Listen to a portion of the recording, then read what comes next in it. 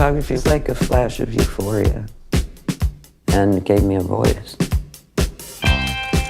Once I started sharing the work, it was really heavy resistance, especially from male artists and gallerists who said, this isn't photography. Nobody photographs their own life. Dance, dance, dance. The photographer, Nan Goldin. She's a major name in the art world. The work was incredibly political.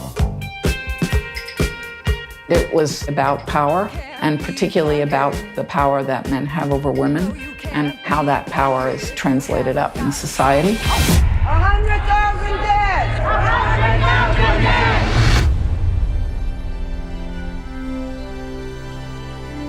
dead! There's the Sackler family of the art world, the museum world, and philanthropy.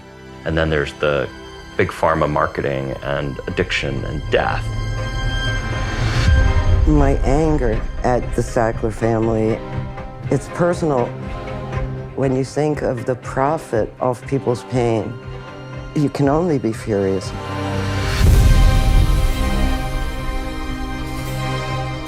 Nan said, I think we should take these people down. But do you think my career will implode? And I said, probably. We need to demand that the Met Museum, the Louvre, the Tate refuse donations from the Sacklers and take down their name. The rich people are scared that we're going to dig into the evil way they made money.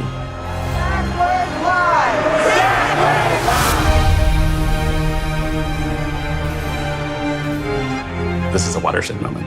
People are actually beginning to rethink how we do things.